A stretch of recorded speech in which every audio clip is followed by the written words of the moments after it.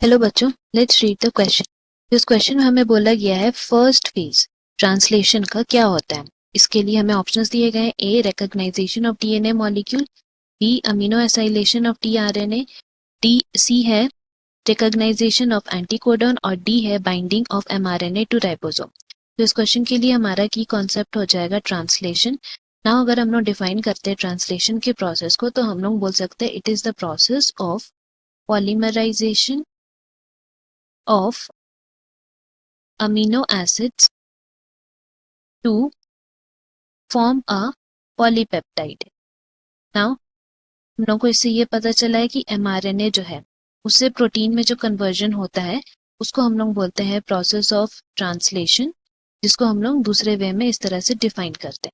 Now ये जो process होता है ट्रांसलेशन का वो फॉलो करता है एक proper order and sequence of amino acid which is responsible for the defining sequence on the basis of mRNA। तो हम लोग बोल सकते हैं इसका मतलब है कि जो भी हम लोग का सीक्वेंस होता है किसका, mRNA का, उसके बेसिस पे ही एक प्रॉपर ऑर्डर बैठता है अमीनो एसिड्स का। एंड जब वो एक लॉन्ग चेन बनाता है तो उसको हम लोग बोलते हैं प्रोटीन।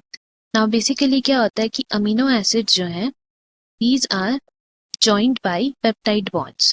तो अमीनो एसिड्स जो हैं वो ज्वाइन होते हैं पेप्टाइड बॉन्ड से एंड पेप्टाइड बॉन्ड से ज्वाइन होने के लिए they require large amount of energy. तो इसीलिए ही ट्रांसलेशन जो प्रोसेस है उसमें सबसे पहला काम जो है वो क्या होता है, सबसे पहला काम होता है अमीनो एसिड को एक्टिवेट करना।